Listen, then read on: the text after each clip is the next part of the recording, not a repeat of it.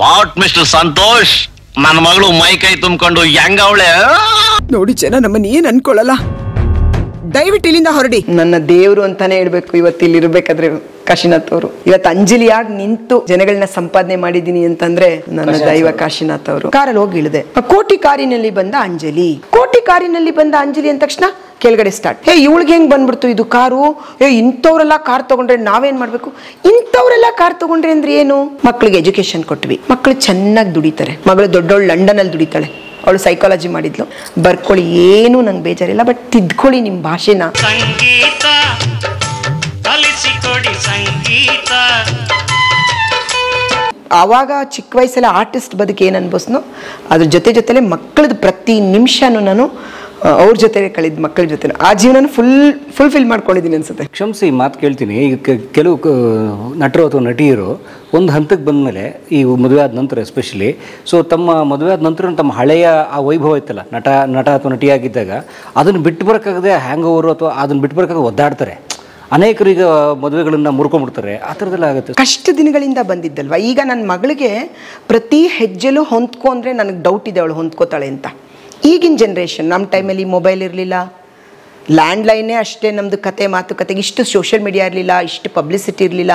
And ನಾವು ಕುಟುಂಬಕ್ಕೆ ತುಂಬ ಹೆದರ್ತಿದ್ವಿ, ಗೌರವಕ್ಕೆ ಹೆದರ್ತಿದ್ವಿ, ಮಾನ ಮರ್ಯಾದೆಗೆ ಹೆದರ್ಕೋತಾ ಇದ್ವಿ ತುಂಬ. ಆ್ಯಂಡ್ ಕಲಾವಿದ್ರಿಗೆ ಏನಾಗುತ್ತೆ ಗೊತ್ತಾ ಪರಂ, ಅವ್ರ ಕಷ್ಟ ಇದೆಯೋ, ನೋವಿದೆಯೋ, ದುಃಖ ಇದೆಯೋ, ಏನೇ ಒಂದು ನಿರ್ಧಾರ ತಗೊಂಡ್ರು, ಸಿನಿಮಾ ನಟಿರು ನಿರ್ಧಾರ ತಗೊಂಡ್ರು ಅದೇ ಬರೋದು ಅಷ್ಟೇ. ಯಾವ ಕಡೆಯಿಂದನಾದರೂ ತಪ್ಪಾಗಿರಲಿ, ಇವ್ರ ಕಡೆಯಿಂದ 100% ಒಳ್ಳೆಯವರಾಗಿ ಇನ್ನೊಂದು ಕಡೆಯಿಂದ ತಪ್ಪಾಗಿದ್ರು, ಎಂಡ್ ಆಫ್ ದಿ ಡೇ ಅವ್ರಿಗೆ ಕಾರ್ಡ್ ಕೊಡೋದು ಇವರೆಲ್ಲ ಸಿನಿಮಾದವ್ರು ಎಷ್ಟು ದಿನ ಬಾಳ್ತಾರೆ. ನಾನು ಅದಕ್ಕೆ ಈ ಕಮೆಂಟ್ಸ್ ಮಾಡೋರಿಗೆ ಯಾವಾಗಲೂ ಹೇಳ್ತೀನಿ, ನೀವು ನಮ್ಮನ್ನು ಬರೀ ಸ್ಕ್ರೀನ್ ಮೇಲೆ ನೋಡಿರ್ತೀರ ಅಷ್ಟೇ, ನಮ್ಮ ಒಳಗಿಳಿದು ನಮ್ಮ ಗುಣಗಳನ್ನ ನೋಡಿರಲ್ಲ, ನಮ್ಮ ಇದನ್ನು ನೋಡಿರಲ್ಲ. ನೀವೇನು ಮನೋ ಇಚ್ಛೆಯಾಗಿ ಬರಿತೀರಾ, ಮನೋ ಇಚ್ಛೆಯಾಗಿ ಹೇಳ್ತೀರಾ. ನೀವು ಒಂದು ನಿಮಿಷ ಯಾರ ಬಗ್ಗೆನಾದರೂ ಒಂದು ಕಮೆಂಟ್ಸ್ ಬರಿಬೇಕಾದ್ರೆ ನೀವು ಒಂದು ಕ್ಷಣ ನಿಮ್ಮ ಮನೆಯವ್ರನ್ನ ನೀವು ಭಾವನೆಗಳನ್ನ ಇಟ್ಕೊಳ್ಳಿ. ನೀವು ನಿಮ್ಮ ತಂಗಿಗೆ ನೀವೇನೋ ಬೈತಿದ್ದೀರಾ, ನಿಮ್ಮ ಅಕ್ಕನಿಗೆ ನೀವೇನೋ ಬೈತಿದ್ದೀರಾ, ನಿಮ್ಮ ಅಮ್ಮನಿಗೆ ನೀವೇನೋ ಬೈತಿದ್ದೀರಾ ಅಂತ ಒಂದು ನಿಮಿಷ ಒಂದು ಬರುವಾಗ ಯೋಚನೆ ಮಾಡಿ. ನೀವು ಬೆಳೆಸಿ ನಮ್ಮನ್ನು ಈ ಲೆವೆಲ್ಗೆ ನೀವು ಈ ಒಂದು ಸ್ಥಾನಕ್ಕೆ ಇಟ್ಟಿದ್ದೀರಾ ಅಂದರೆ ನಮ್ಮ ಬಗ್ಗೆ ಒಂದು ಗೌರವನೂ ಇರಬೇಕಲ್ವಾ.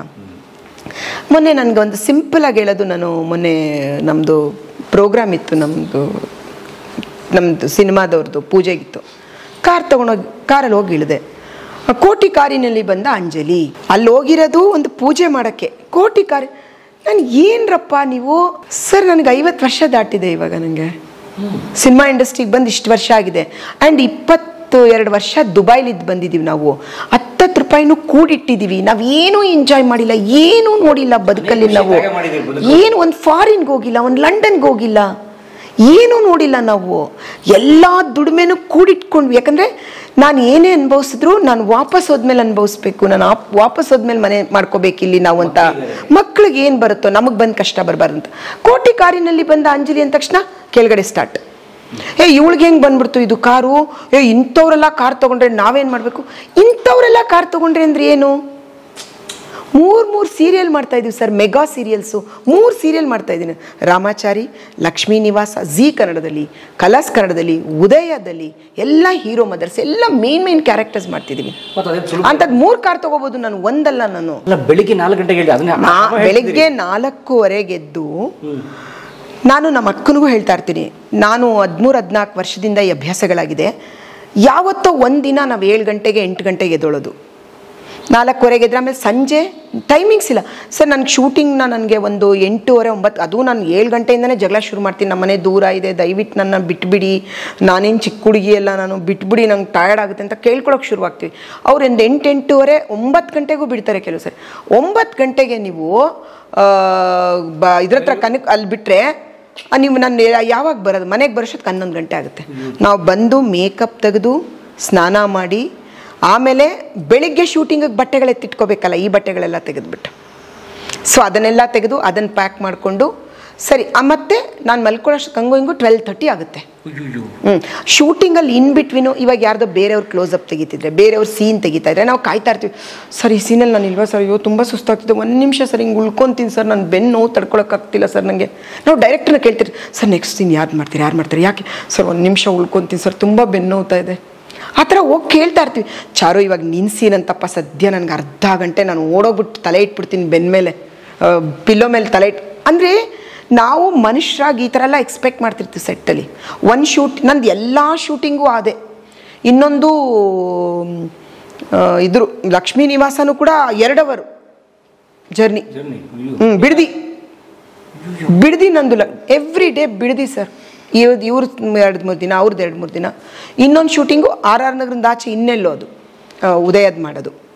ಹಂಗಾಗಿ ಹೋಗಿ ಬರೋ ಟೈಮ್ 3 ಅವರ್ ಆಗುತ್ತೆ ನನಗೆ. ಆಮೇಲೆ ಇನ್ನೊಂದು ಕಾರಲ್ಲಿ ಕುತ್ಕೊಂಡು ಬೆಂಗಳೂರು ಹಂಸ್ಗಳು ಗೊತ್ತಲ್ಲ ನಿಮಗೆ, ಬೆನ್ನುಗಳೆಲ್ಲ ಹಿಂಗೆ ಎಷ್ಟು ನೋವು ಕೊಡುತ್ತೆ ಅಂದರೆ ನಂಗೆ ಈ ಕಾರ್ ತೊಗೊಂಡ್ಮೇಲೆ ಒಂದು ಸ್ವಲ್ಪ ಒಂಚೂರು ಮೇಂಟೈನ್ ಥರ ಆಗುತ್ತೆ.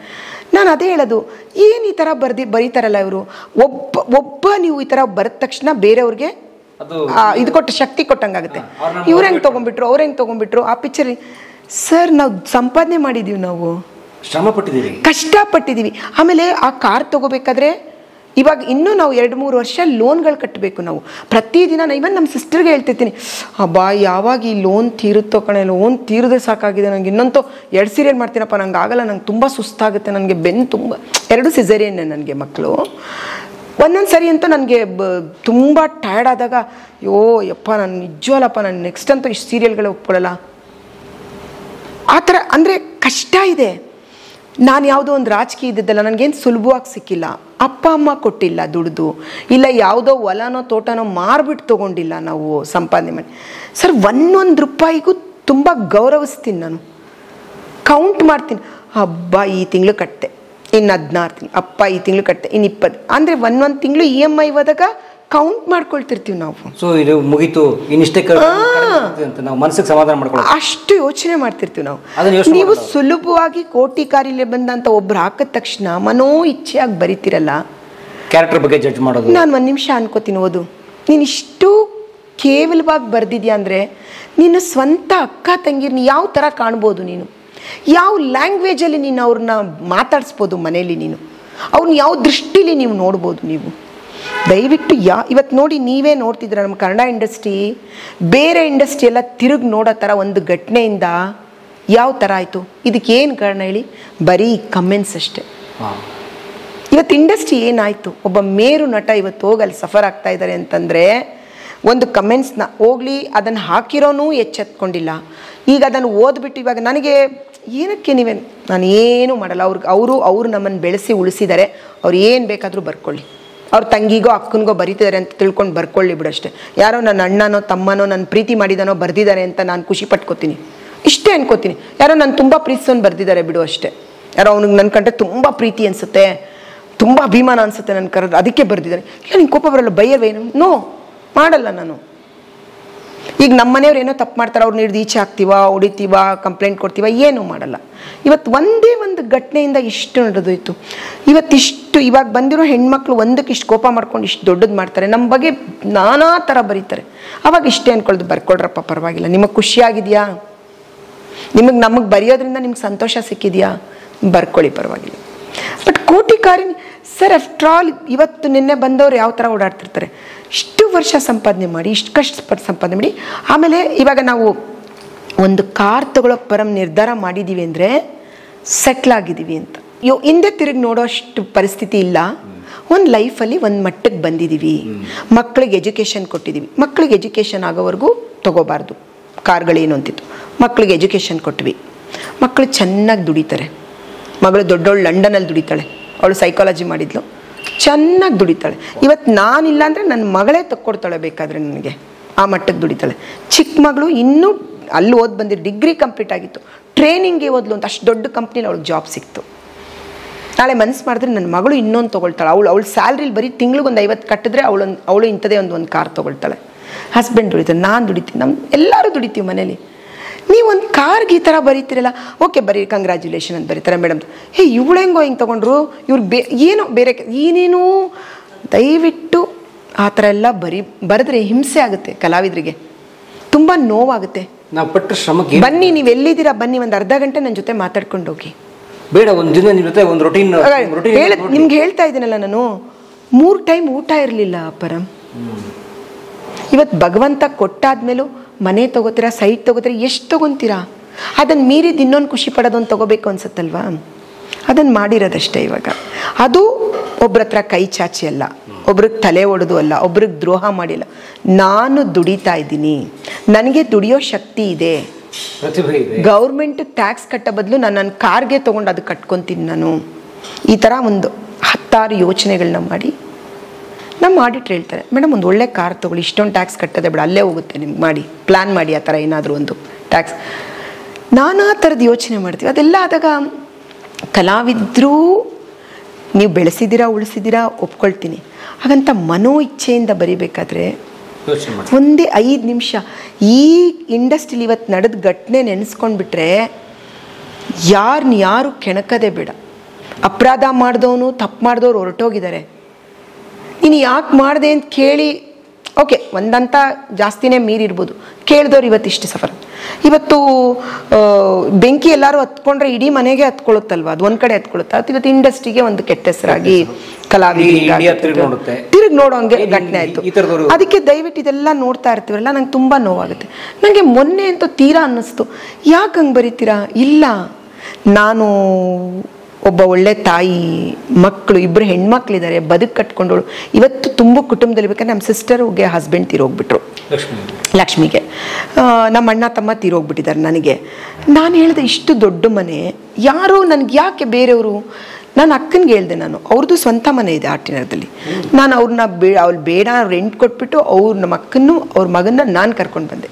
ನನ್ನ ಜೊತೇಲಿ ಒಂದು ಬೆಳಿಗ್ಗೆ ಆದರೆ ನನಗೆ ಬೆಳಿಗ್ಗೆ ಆದರೆ ನನಗೆ ಯಾರೋ ನನ್ನವ್ರಿದ್ದಾರೆ ನನ್ನ ಪಕ್ಕ, ಕಂಡುಬಿಟ್ರೆ ನಾನೇನೋ ನಮ್ಮ ಅಕ್ಕ ಇದ್ದಾಳೆ ಅಂತ ಒಂದು ಧೈರ್ಯ. ನನ್ನ ಮಗಳು ನಾನು ಶೂಟಿಂಗ್ ಹೋದ್ರೆ ನಮ್ಮ ಅಕ್ಕ ಇದ್ದಾಳೆ, ನಂಗೆ ಭಯ ಇಲ್ಲ ಅಂತ. ಸೊ ಅಣ್ಣ ತಮ್ಮ ತೀರೋದ್ಮೇಲೆ ಅಮ್ಮ ಏನು ತಿರ್ಗಿ ಅಮ್ಮನ ನನ್ನ ಜೊತೆನೇ ಕರ್ಕೊಂಡು ಬಂದೆ. ನನ್ನ ಜೊತೆಲಿದ್ದಾರೆ, ಇಲ್ಲ ಇದ್ದಾರೆ. ಸೊ ನನ್ನ ತಮ್ಮನ ಕರ್ಕೊಂಡು ಬಂದೆ. ಹಾಗೆ ನಾವು ಪ್ರತಿ ನಿಮಿಷನೂ ಕಲಾವಿದರಾಗಿ ಎಲ್ಲೋ ಪಬ್ಬು ಪಾರ್ಟಿ ಶೋ ಆಫ್ ಆ ಥರ ಬದುಕು ಯಾವತ್ತೂ ಮಾಡಲಿ. ನಮ್ಗೆ ಆ ಥರದ್ದು ಇಲ್ಲವೇ ಇಲ್ಲ ಬದುಕಲ್ಲಿ. ನನ್ನ ಕುಟುಂಬನ ಜೊತೆಲಿ ಇಟ್ಕೊಂಡು ಬದುಕೊಂಡು ಹೋಗ್ತಿರ್ತೀನಿ ಮನೋ ಇಚ್ಛೆಯಿಂದ. ಬಟ್ ಶಬ್ದಗಳು ಉಚ್ಚಾರಣೆ ಮಾಡಬೇಕಾದ್ರೆ 1 ನಿಮಿಷ ಅನಿಸುತ್ತೆ ನನಗೆ, ಇವ್ರ ಮನಸ್ಥಿತಿ ಯಾವ ಥರ ಇರ್ಬೋದು. 1 ನಿಮಿಷ ಬರ್ದವನ ಅಕ್ಕ ತಂಗಿ, ಅವನು ಅವ್ರ ತಂಗಿನ ಯಾವ ಥರ ಮಾತಾಡಿಸ್ಬೋದು, ಅಕ್ಕನ ಯಾವ ಥರ ಮಾತಾಡಿಸ್ಬೋದು. ಸೊ ಅದಕ್ಕೆ ನನ್ನನ್ನು ತುಂಬ ನೀವು ಪ್ರೀತಿಸ್ತೀರಾ ಅನಿಸುತ್ತೆ, ನನ್ನನ್ನು ಕಂಡ್ರೆ ತುಂಬ ಪ್ರೀತಿ ಅನಿಸುತ್ತೆ. ಬರ್ಕೊಳ್ಳಿ, ಏನೂ ನಂಗೆ ಬೇಜಾರಿಲ್ಲ. ಬಟ್ ತಿದ್ಕೊಳ್ಳಿ ನಿಮ್ಮ ಭಾಷೆನ ತಿದ್ಕೊಳ್ಳಿ. ಯಾಕಂದರೆ ನಿಮ್ಮಿಂದ ನಾವು, ನಮ್ಮಿಂದ ನೀವಲ್ಲ, ನಿಮ್ಮಿಂದ ನಾವು, ಅವರಿಂದ ನಾವು ಹೆಚ್ಚಲಿ. ಅದಕ್ಕೆ ಅಗಾಧವಾದ ಅಪ್ಪಾಜಿ ಪ್ರೀತಿಸುವಷ್ಟು ಅವ್ರನ್ನ ಪ್ರೀತಿಸ್ತೀವಿ ನಾವು. ನೀವ್ ಹೀಗೆಲ್ಲ ಕೇಳಿದ್ರೆ ಬಾಯ್ ಬಿಡಲ್ಲ, ಬನ್ನಿ ನನ್ನ ಜೊತೆಗೆ. ಮುತ್ತು ಮನೆಗೆ ಬಂದ ಮಹಾಲಕ್ಷ್ಮಿನ ಅನ್ಯಾಯವಾಗಿ ಲಾಕಪ್ ಹಾಕ್ಬೇಡ ಕಣೆ. ನನಗೆ ಯಾರಾದರೂ ಒಂದು ಫೋಟೋ ಕೊಡಿ ಅಂತ ಕೇಳ್ತಾರೆ, ಮೇಡಮ್ ಬನ್ನಿ ಮೇಡಮ್, ಅರ್ಧ ಗಂಟೆ ಆಯಿತು ಮೇಡಮ್ ಇಲ್ಲಿ ನೀವು ನಿಂತ್ಕೊಂಡು ಅಂತ ಪ್ರೊಡಕ್ಷನಲ್ಲಿ ಬೈತಾ ಇರ್ತಾರೆ, ಫೋಟೋ ತೆಗೆಸ್ಕೊತಾ ಇರ್ತಾರೆ ಬಂದು. ನಾನು ಹೇಳೋದಿಷ್ಟೇ, ನಂದು ಒಂದು ಫೋಟೋ 5 ನಿಮಿಷ ಅಷ್ಟೇ ಕೆಲಸ. ಅವರು ಇರೋವರೆಗೂ ಆ ಫೋಟೋ ಇಟ್ಕೊಂಡಿರ್ತಾರೆ. ಬಟ್ ಅದಕ್ಕೆ ಆ ಸಂತೋಷನ ಅವ್ರಿಗೆ ಕೊಡ್ತೀನಿ ನಾನು. ಪರವಾಗಿಲ್ಲ ನೀವು ಕಾಯಿರಿ, 5 ನಿಮಿಷ ಏನಾಗಲ್ಲ, ನಾನು ದಿನ ಬೆಳಗ್ಗೆ ಸಾಯಂಕಾಲ ನಿಮ್ಮ ಜೊತೆ ಶೂಟಿಂಗ್ ಇರ್ತೀನಿ. ಅವ್ರಿಗೆ ಆ ಸಂತೋಷನ ಕೊಟ್ಟೆ ನಾನು ಕಳಿಸ್ಬಿಟ್ಟು ನಾನು ಬರೋದು ಅಂತ ಹೇಳ್ತಿರ್ತೀನಿ. ಅದಕ್ಕೆ ನಾವು ಎಲ್ಲ ಥರ ನೋಡಿ ಯಾವುದೋ ಒಂದು ಕಾರಲ್ಲಿ ಓಡಾಡ್ತೀವಿ ಅಂದರೆ ಶೋ ಆಫ್ ಅಲ್ಲ, ಅದು ಎಲ್ಲ ಹಂತಗಳನ್ನ ದಾಟಿ ಒಂದು ಮಟ್ಟಕ್ಕೆ ಬಂದಾಗ ಓಕೆ ಎಲ್ಲ ಆಗಿದೆ. ಇವಾಗ ಮಕ್ಕಳು ಸೆಟ್ಲಾಗಿದ್ದಾರೆ, ಮಕ್ಕಳು ಚೆನ್ನಾಗಿ ದುಡಿತಾರೆ, ಇವಾಗ ಕೈ ತುಂಬ ಸಂಬಳ ತೆಗಿತಾರೆ ಮಕ್ಕಳು. ಅವ್ರನ್ನೇನು ನೋಡ್ಕೋಬೇಕಾಗಿಲ್ಲ, ಅವರೇ ನಮ್ಮನ್ನು ನೋಡ್ಕೊಳ್ತಾರೆ, ಇವಾಗ ಅವರೇ ಇದು ಮಾಡ್ತಾರೆ. ಸೊ ಈಗ ಓಕೆ, ಬ್ಯಾಕ್ ಟು ಬ್ಯಾಕ್ ಸೀರಿಯಲ್ಸ್ಗಳು ವರ್ಕ್ ಮಾಡ್ತೀವಿ, ಏನೋ ಒಂದು ಖುಷಿಯಾಗಿರೋದು ಮಾಡೋಣ. ಅದನ್ನು ತುಂಬ ಕಮ್ಮಿ ಲೆವೆಲ್ ಮಾತಾಡಿದಾಗ ಅಷ್ಟೇ ಹಂಗನ್ಸುತ್ತೆ. ಹೆಣ್ಣಿರೋದೇ ಅಲಂಕಾರ ಮಾಡ್ಕೊಳ್ಳೋದಿಕ್ಕೆ, ಇದೇನು ಅಲಂಕಾರನ? ಜನರನ್ನ ಆಕರ್ಷಣೆ ಮಾಡೋ ರಹಸ್ಯ ಕಣೆ ಇದು. ಕಾಲಭೈರವೇಶ್ವರ ಮನೆ ದೇವರು, ಲಕ್ಷ್ಮಿ ಅಂತ ಜೊತೆಲಿ ಇರಲೇಬೇಕು. ನನ್ನ ತಂದೆ ರಾಘವೇಂದ್ರ ಸ್ವಾಮಿ ಪಪ್ಪ ಅವ್ರಿಗೆ ಎಲ್ಲ ಹೇಳ್ಕೊಳ್ಳೋದು. ಮನೆ ದೇವ್ರ ಪೂಜೆ ನನಗೆ ಒಂಥರ ಬೆಳಿಗ್ಗೆ ನನಗೆ ಅದೊಂದು ಪೂಜೆ ಮಾಡಿಬಿಟ್ಟು, ಪೂಜೆ ಮಾಡಿದ್ದೀನಿ ದೇವರಿದ್ದಾರೆ ಅಂತಲ್ಲ, ಪೂಜೆ ಮಾಡದೇ ಇರ್ತಾರೆ ನನ್ನ ನಂಬಿಕೆ. ಒಂದು ಸ್ವಲ್ಪ ಅವಸರದಲ್ಲಿ ಹೂವು ಇಟ್ಟೆ ಪೂಜೆ ಮಾಡಿಬಿಟ್ಟು ಹೊಟ್ಟೋಗ್ತೀನಿ. ಗುರುವಾರ ನಮ್ಮ ಅಕ್ಕನಿಗೆ ಹೂವು ಇಟ್ಕೋ, ನಾನು ಲೇಟ್ ಆಗಿಬಿಡುತ್ತೆ ಅಂದ್ಬಿಟ್ಟು ಅದು ತುಂಬ ನೋವು ಕೊಡ್ತಾ ಇರುತ್ತೆ. ಅಯ್ಯೋ ಇವತ್ತು ಹೂವು ಇಟ್ಟು ಪೂಜೆ ಮಾಡಿಲ್ವಲ್ಲ ಅಂತ. ಅದು ಒಂದು ನಾನು ಅಂದ್ಕೊಂಡು ಬಂದಿರೋದು. ಅಂದರೆ ನನ್ನ ಜೀವನದಲ್ಲಿ ನನ್ನ ಶಕ್ತಿ ದೇವರೇ. ಆ ಶಕ್ತಿ ಇಲ್ಲದೆ ಒಂದು ಕ್ಷಣನೂ ನಾನು ಇರೋಕ್ಕೆ ಸಾಧ್ಯನೇ ಇಲ್ಲ. ಕೊನೆಯ ಉಸಿರಿರೋವರೆಗೂ ನನಗೆ ಪಪ್ಪ, ನನ್ನ ರಾಘವೇಂದ್ರ ಸ್ವಾಮಿ, ಸಾಯಿರಮ್ಮ, ನೀವು ಯಾವಾಗಲೂ ಕೈ ಹಿಡಿದು ಕಾಪಾಡಿ. ಅಮ್ಮ ಲಕ್ಷ್ಮಿ, ನನಗೆ ದುಡಿಯೋಕ್ಕೆ ಶಕ್ತಿ ಕೊಡು, ಇನ್ನೂ 10 ಜನಕ್ಕೆ ಅನ್ನ ಹಾಕೋಕ್ಕೆ, ಸಹಾಯ ಮಾಡೋಕ್ಕೆ, ಸಾಧ್ಯವಾದರೆ ಅವ್ರನ್ನ ನೋಡ್ಕೊಳ್ಳೋಕ್ಕೆ. ನನ್ನ ಬರ್ಡೇ ದಿನ ನಾನು ಆಶ್ರಮಕ್ಕೆ ಹೋಗ್ತೀನಿ, ಅವ್ರ ಜೊತೆ ಕೂತ್ಕೊಂಡು ಊಟ ಮಾಡ್ತೀನಿ ಮಕ್ಕಳುಗಳ ಜೊತೆಲಿ. ಅವು ಒಂದಿಬ್ಬರು ಮಕ್ಕಳನ್ನ ಓದಿಸ್ತೀನಿ, ಫೀಸ್ ಕಟ್ತೀನಿ ವರ್ಷಕ್ಕೆ ಅವ್ರಿಗೆ, 2 ಮಕ್ಕಳಿಗೆ. ನನ್ನ ಬರ್ಡೇ ದಿನ ಎಲ್ಲೋ ಹೋಗಿ ಸೆಲೆಬ್ರೇಟ್ ಮಾಡ್ಕೊಳ್ಳಲ್ಲ ನಾನು. ಹೋಟೆಲ್ಗೆ ಹೋಗಿ ಮನೆಯವರೆಲ್ಲ ಕರ್ಕೊಂಡೋಗ್ಬಿಟ್ಟು ಒಂದು 10-15 ಸಾವಿರ ಖರ್ಚು ಮಾಡಲ್ಲ. ಅದೇ ಒಂದು 20 ಸಾವಿರ 2 ಮಕ್ಕಳಿಗೆ ಗೌರ್ಮೆಂಟ್ ಫೀಸ್ ಕಟ್ತೀನಿ. ಒಂದು ಆ ಮಕ್ಕಳ ಜೊತೆಲಿ ಊಟ ಮಾಡ್ತೀನಿ ಅವತ್ತು ಕೂತ್ಕೊಂಡು. ಅವರೆಲ್ಲ ಕೇಕ್ ಕಟ್ ಮಾಡ್ತಾರೆ, ಅವರೆಲ್ಲ ಬಂದು ನನ್ನನ್ನು ಮುದ್ದು ಮಾಡ್ತಾರೆ, ನನ್ನನ್ನು ಖುಷಿ ಕೊಡುತ್ತೆ. ಆಮೇಲೆ ಇಡೀ ದಿನ ನನಗೆ ಊಟ ಕೊಡ್ತಾರೆ, ಒಂದು ಚೇರ್ ಹಾಕ್ತಾರೆ, ನೋಡ್ಕೋತಾರೆ. ಅಂಜಲಿ ಅಮ್ಮ ಬಂದರು, ಜಾನಕಿ ಅಮ್ಮ ಬಂದರು ಅಂತ ಬಾಯಿ ತುಂಬ ಮಾತಾಡಿಸ್ತಾರೆ, ಅಮ್ಮ ಅಮ್ಮ ಅಂದ್ಕೊಂಡು. ನನ್ನ ಬರ್ಡೇ ದಿನ ಸೆಟ್ಟಲ್ಲೆಲ್ಲ ಅವ್ರಿಗೆ ಇಷ್ಟವಾದದ್ದು, ವೆಜ್ ಅವ್ರಿಗೆ ವೆಜ್ಜು, ನಾನ್ ವೆಜ್ ಅವ್ರಿಗೆ, ಅವ್ರ ಜೊತೆಲಿ ಊಟ ಮಾಡ್ತೀನಿ 3 ಸೆಟ್ಟಲ್ಲೂ. ಅದೆಲ್ಲ ತೃಪ್ತಿ ಅಂತೀವಲ್ಲ ನಾವು, ಆ ತೃಪ್ತಿ ಕೊಡುತ್ತೆ ನಂಗೆ, ಸಂತೋಷ ಕೊಡುತ್ತೆ. ಸಂಜೆ ಎಲ್ಲ ಆದಮೇಲೆ ಮನೆಗೆ ಬಂದು ಮಲಗಿದ್ರೆ ಅಪ್ಪ ಇವತ್ತೇನೋ ಅದೇ ಒಂದು 20,000 ರೂಪಾಯಿ ವಾಚ್ ತೊಗೊಂಡು 10,000 ರೂಪಾಯಿ ವಾಚ್ ತೊಗೊಂಡು ನಂಗೆ ತೃಪ್ತಿ ಕೊಡಲ್ಲ ನನಗೆ. ಇಲ್ಲ, ನನಗೆ ಅನಿಸುತ್ತೆ ನನ್ನ ಬರ್ಡೇಲಿ ಇಷ್ಟೆಲ್ಲ ಮಾಡ್ಬೋದು. ಪ್ರತಿ ವರ್ಷ ಇವಾಗ ಬಂದು ಹೇಳ್ತಿರ್ತಾರೆ, ಈ ವರ್ಷ ಬರ್ಡೇಗೆ ಈ ವಾಚ್ ತೊಗೋಬೇಕು ಅಂತಿದ್ದೀನಿ, ಅದು ತೊಗೋಬೇಕು, ಈ ಸರ ತೊಗೋಬೇಕು ಅಂತಿದ್ದೀನಿ. ನನಗೆ ಹಂಗೆ ಕನ್ಸ್ಕೊಂಡ್ರೆ ಮಾಡ್ಕೋಬೋದು, ಬಟ್ ನಂಗೆ ಅದಿಷ್ಟ ಇಲ್ಲ. ಹಬ್ಬ ಇವತ್ತು ಅಮ್ಮನ ಬರ್ಡೇ ಬಂದರೆ ನಮ್ಗೆ ಹಬ್ಬ ಬಂದಂಗೆ ಅಂತ ಮಾತಾಡ್ಕೊಳ್ತಾರೆ ಅಮ್ಮ. ಅದು ಎಲ್ಲರ ಜೊತೆ ಕೂತ್ಕೊಂಡು ಊಟ ಮಾಡಿ ಇಡೀ ವರ್ಷ ನನ್ನನ್ನು ನೋಡ್ಕೋತೀರಾ. ಅಂಜಲಿ ಅಮ್ಮನಿಗೆ ಏನಿಷ್ಟ, ಜಾನಕಿ ಅಮ್ಮ ಅಂತ ಒಂದು ಪಾತ್ರದಲ್ಲಿ ನನ್ನ ಹೆಸರು, ಆ ಪಾತ್ರನೇ ಕರೆದ್ಬಿಟ್ಟು ಪ್ರೀತಿ ಕೊಡ್ತಾರೆ. ಸೊ ಅದೆಲ್ಲ ತುಂಬಾ ಖುಷಿ ಕೊಡುತ್ತೆ, ತುಂಬ ಸಂತೋಷ ಕೊಡುತ್ತೆ ನನಗೆ.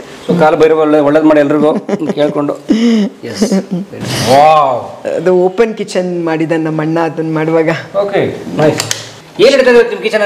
ಇವತ್ತು ನಿಮಗೋಸ್ಕರ ನಾವು ಕನಕಪುರದವರೇ ಬಂದಿದ್ದಾರೆ ಅಂತ ಅಕ್ಕ ಚಿಕನ್ ಸಾರು ಮಾಡಿದ್ದಾಳೆ. ನಾನೊಂದು ಕ್ಯಾಪ್ಸಿಕಮ್ ಚಿಕನ್ ಫ್ರೈ ಮಾಡಿದ್ದೀನಿ, ನಾನೊಂದು ಅವಳೊಂದು. ಆಮೇಲೆ ನಿಮ್ಗೆ ಹೇಳ್ತೀನಿ, ನಂಗೆ ಅವಾರ್ಡ್ ಬಂದಿದೆ, ಅದಕ್ಕೊಂದು ಸ್ವೀಟ್ ಮಾಡಿದ್ದೀವಿ. ಹೇಳ್ತೀನಿ ನಿಮಗೆ ಅದೊಂದು. Thank you. ಸೊ ಹಂಗಾಗಿ ಇಲ್ಲೊಂದು ಬೆಡ್ರೂಮ್ ಇದೆ. ಹೌದು, ಇಲ್ಲಿ ನಮ್ಮ ಮದುವೆ ಫೋಟೋ ರಿಸೆಪ್ಷನ್ ಇದು. ಅಣ್ಣ ಅದೇ ತೀರೋಗ್ಬಿಟ್ಟಿದ್ದಂದ್ರಲ್ಲ, ಅತ್ತಿಗೆ ಶಿವಣ್ಣ, ಅತ್ತಿಗೆ, ಅಮ್ಮ, ನನ್ನ ತಮ್ಮ ಇವನು ತೀರೋಗ್ಬಿಟ್ಟಿದ್ದ ನಾಗು, ನಮ್ಮ ಭಾವ ಅವರು ಇಲ್ಲ, ಲಕ್ಷ್ಮಿ ಅವಳ ಮಗ. ಈಗ ನೋಡಿ ಇಷ್ಟು ಚಿಕ್ಕವನು, ಅವನಿಗಾಗ್ಲೇ ಮದ್ವೆನೂ ಆಗೋಯ್ತು. ಮೊನ್ನೆ ಮದ್ವೆನೂ ಆಯ್ತು ಮೊನ್ನೆ. ನಾನು ಮುನಿಸ್ವಾಮಪ್ಪ ಕಲ್ಯಾಣ ಮಂಟಪ, ಯಶವಂತಪುರ. ಇವತ್ತು ಮೋಡ ಇದಿದೆ, ಇಲ್ಲ ಅಂದ್ರಂತ ತುಂಬಾನೇ ಇದಿರುತ್ತೆ. ಒಂದು ಸ್ವಲ್ಪ ಖುಷಿ. ಇದು ನಾನು ಇದು ಫೋಟೋಗಳು, ಇದು ನನ್ನ ದೇವರು ಅಂತಾನೆ ಹೇಳ್ಬೇಕು. ಇವತ್ತು ಇಲ್ಲಿ ಇರ್ಬೇಕಾದ್ರೆ ಕಾಶಿನಾಥ್ ಅವರು, ಅವರೇ ನನ್ನ ಇಂಡಸ್ಟ್ರಿಗೆ ಇವತ್ತು ಅಂಜಲಿಯಾಗಿ ನಿಂತು ಜನಗಳನ್ನ ಸಂಪಾದನೆ ಮಾಡಿದ್ದೀನಿ ಅಂತಂದ್ರೆ ನನ್ನ ದೈವ ಕಾಶಿನಾಥ್ ಅವರು. ಏನಾದ್ರೂ ನೋವಾಯ್ತಾ ದಯಮಾಡಿ ಮನೆ ತನಕ ಬಿಡ್ತೀರಾ? ಇದು ಅಪರ್ಣ. ನನ್ನ ಫಸ್ಟ್ ಸೀರಿಯಲ್ಗೆ ಎಂಟ್ರಿ ಆಗಿದ್ದು ಅಮ್ಮ ಅನ್ನೋ ಸೀರಿಯಲ್ ಅಲ್ಲಿ, ದೂರದರ್ಶನಕ್ಕೆ. ಅದ್ರಲ್ಲಿ ನಾವಿಬ್ರು ಅಕ್ಕ ತಂಗಿ, ಅಪರ್ಣ ನಾನು. ನೋಡಿ ಅದು. ಇದು ನನ್ನ ಲಕ್ಷ್ಮಿ ಭಟ್. ಎಲ್ಲ. ಇದು ನನ್ನ ಬರ್ಡೇಗೆ ಸುಮಲತಾ ಅಮ್ಮ ಬಂದಿದ್ರು ಅವಾಗ ಮನೇಲಿ. ಅವಾಗ ನನ್ನ ಬರ್ಡೇ ತುಂಬಾ ಗ್ರ್ಯಾಂಡ್ ಆಗಿ ಮಾಡ್ಕೊಂತ ಇದ್ದೆ. ಅಯ್ಯೋ, ಇಡೀ ಇಂಡಸ್ಟ್ರಿನೇ ನನ್ನ ಬರ್ಡೇಗೆ ಬರ್ಬೇಕಿತ್ತು. ತುಂಬಾ ಅಂದ್ರೆ ತುಂಬಾ ಗ್ರ್ಯಾಂಡ್ ಆಗಿ ಬರ್ಡೇ ಮಾಡ್ಕೋತಿದ್ದೆ. ಅಪ್ಪ ಅವರು ನನ್ನ ಬರ್ಡೇಗೆ ಇನ್ನೊಂದು ನೆಕ್ಸ್ಟ್ ಇಯರ್ ಬರ್ಡೇಗೆ ಬಂದಿದ್ದು. ಇದು ನನ್ನ ಮಕ್ಕಳು, ನಾವು 3 ಜನ ಲಂಡನಲ್ಲಿ. ಇವಳು ದೊಡ್ಡವಳು ಸಿರಿ, ಇವಳು ಚಿಕ್ಕವಳು ಸಮೃದ್ಧಿ. ಇದು ನಾನು ಅಂಜಲಿ. ಇಲ್ಲೂ ಇದ್ದಾರೆ ನೋಡಿ ಅವರಿಬ್ರೆ. ಇದು ನೀನು ನಕ್ಕರೆ ಆಲು ಸಕ್ಕರೆ ವಿಷ್ಣು ಸರ್ ಜೊತೆಲಿ ಒಂದು ಸಿನಿಮಾ. ಇದು ನನ್ನ 2 ಬ್ರದರ್ಸ್, ನಾನು. ಇದು ನನ್ನ ಮಗು ನಾಮಕರಣದಲ್ಲಿ ನನ್ನ ತಮ್ಮ ಇದ್ದ ಅವಾಗ. ಬಿಟ್ಬಿಟ್ಟು ಬಂದ್ಬಿಟ್ವಿ. ಅದು ಯಾಕೆ ಬಂದ್ವಿ ಅಂದರೆ ಇನ್ನೂ ಬರ್ತಿರ್ಲಿಲ್ಲ. ಅಣ್ಣ ತೀರೋಗ್ಬಿಟ್ನಲ್ಲ, ಶಿವಣ್ಣ ತೀರೋಗ್ಬಿಟ್ಟ. ದೊಡ್ಡವನು ಚಿಕ್ಕವನು ತೀರೋದಾಗ ಅಲ್ಲೇ ಇದ್ವಿ. ಸೊ ದೊಡ್ಡವನು ತೀರೋದಾಗ ಇಲ್ಲಿ ಬಂದು ಹೋದೆ. ಆಮೇಲೆ ಒಂಥರ ಅಮ್ಮ ಒಬ್ಬರೇ, ಗೊತ್ತಲ್ಲ ಎಲ್ಲ. ಆಮೇಲೆ ಒಂಚೂರು ಫ್ಯಾಮ್ಲೀಸ್ ಎಲ್ಲ ಆ ಕಡೆ ಈ ಕಡೆ ಆಯಿತು, ಅಮ್ಮ ಒಬ್ಬರೇ. ಸರಿ, ಎಲ್ಲ ಟೆನ್ಷನ್ ಆಗ್ತಾಯಿತ್ತು. ಅದು ಅಂದ್ಕೊಳ್ಳೋ ಅಷ್ಟೊತ್ತಿಗೆ ಭಾವನೂ ತೀರೋಗ್ಬಿಟ್ರು. ಅವಾಗಲೇ ಅಕ್ಕನ ಗಂಡನೂ ತೀರೋಗ್ಬಿಟ್ರು. ಸೊ ಅಷ್ಟೊತ್ತು ಮಕ್ಕಳದು ನನಗೆ ಒಂದು ಗುರಿ ಇತ್ತು. ನಾನು ಡೇ 1 ಹೇಳ್ತಾ ಇದ್ದೆ, ಮಕ್ಕಳು ಎಜುಕೇಷನ್ ಆಗೋವರೆಗೂ ನಾನು ಆ್ಯಕ್ಟ್ ಮಾಡಲ್ಲ. ನಮ್ಮ ಹಸ್ಬೆಂಡ್ ಯಾವಾಗಾದರೂ ಆ್ಯಕ್ಟ್ ಮಾಡು, ಇಲ್ಲಿ ಬ್ಯಾಂಗ್ಳೂರಿಗೆ ಬಂದ ತಕ್ಷಣ ನಾನು ಇಂಟರ್ವ್ಯೂಸ್ ಎಲ್ಲ ಮಾಡೋರು, ಎಲ್ಲರೂ ಟಿ ವಿಯವರೆಲ್ಲ ಕೇಳೋರು. ಸೊ ಒಂದೇ ಒಂದು ಅದನ್ನು ಸುಮಾರು ಇಂಟರ್ವ್ಯೂಸಲ್ಲಿ ಹೇಳಿದ್ದೀನಿ, ಮಕ್ಕಳಿಗೆ ನಾವು ಏನು ಕೊಡ್ತೀವಿ ಅಂದರೆ ಯಾರು ಕಳ್ಕೊಳಕ್ಕಾಗದಿರೋದು ಕೊಡೋದಂದರೆ ವಿದ್ಯೆ ಕೊಡೋಕ್ಕಾಗುತ್ತೆ. ಸೊ ನನ್ನ ಮಕ್ಳಿಗೆ ಕಳ್ಕೊಳಕ್ಕಾಗದಿರೋ, ಇವಾಗ ಓಕೆ ನನಗೆ ಮನೆ ಇರ್ಬೋದು, ಎಲ್ಲ ಮಾಡಿರ್ಬೋದು, ಅವ್ರಿಗೆ ಕೊಡ್ತೀವಿ, ಮೇ ಬಿ ಗೊತ್ತಿಲ್ಲ ನಾಳೆ ಅವ್ರ ಏನೇನು ಅವ್ರ ಮನೋಸ್ಥಿತಿಗೆ ಏನು ಮಾಡ್ಕೋತಾರೋ ಗೊತ್ತಿಲ್ಲ, ಬಟ್ ವಿದ್ಯೆ ಕೊಡ್ಬೇಕು. ಯಾಕಂದರೆ ನಮಗದು ಸಿಕ್ಕಿಲ್ಲ, ಆ ಮಟ್ಟಕ್ಕೆ ಸಿಕ್ಕಿಲ್ಲ, ನಾವು ಬಯಸಿದ ಮಟ್ಟಕ್ಕೆ ಸಿಕ್ಕಿಲ್ಲ. ಸೊ ಮಕ್ಳಿಗೆ ಒಳ್ಳೆ ವಿದ್ಯೆ ಕೊಡಬೇಕು ಅನ್ನೋದೊಂದು ಗುರಿ. ಇಲ್ಲ ನಾನು ಮಕ್ಕಳು ಹೋದವರೆಗೂ ನಾನು ಬಣ್ಣ ಹಚ್ಚಲ್ಲ. ನಾನು ಯಾರೇ ಕೇಳಿದ್ರು ಇಲ್ಲ ಮಕ್ಕಳು ಎಜುಕೇಶನ್ ಆಗ್ಬೇಕು, ನನಗೂ ಅವ್ರು ಎಜುಕೇಶನ್ ಆಗಬೇಕು. ಗಟ್ಟಿ ನಿರ್ಧಾರ ಹೇಗೆ ತಗೊಂಡೆ ನಾನು ಕೇಳಿದ್ದು, ಅವಾಗಲೇ ಕೇಳ್ತಾ ಇದ್ರಿ. ಕಲಾವಿದರು ನಿರ್ಧಾರ ಮಾಡೋಕೆ ಹಿಂದೆ ನೋಡ್ತಾರೆ.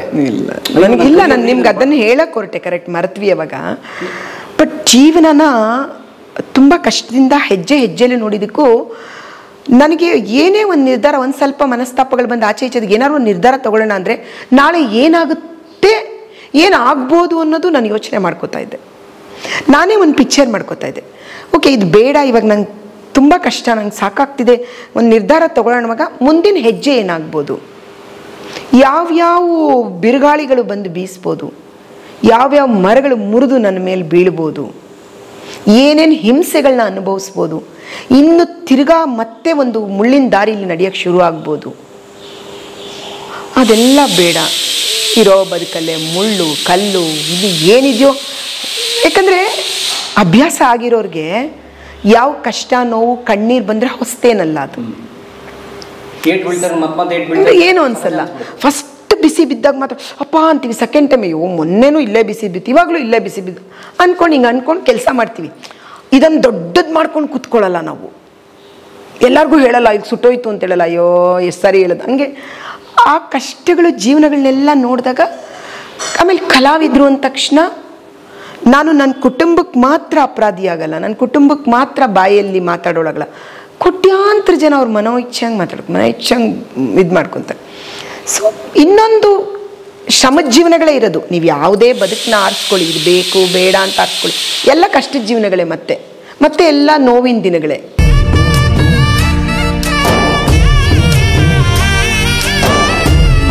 ಕಲಾ ಮಾಧ್ಯಮದ ಎಲ್ಲಾ ಎಪಿಸೋಡುಗಳು ನಿಮಗೆ ಸಿಗಬೇಕು ಅಂತಂದ್ರೆ ಕಲಾ ಮಾಧ್ಯಮ ಯೂಟ್ಯೂಬ್ ಚಾನೆಲ್ನ ಸಬ್ಸ್ಕ್ರೈಬ್ ಮಾಡಿ, ಬೆಲ್ ಐಕಾನ್ನ ಕ್ಲಿಕ್ ಮಾಡಿ, ತಪ್ಪದೇ ಮಾಡಿ. ಸ್ನೇಹಿತರೆ, ಕಲಾ ಮಾಧ್ಯಮದ ಎಲ್ಲ ಸಂದರ್ಶನಗಳನ್ನು ನೀವೀಗ ಓದಬಹುದು.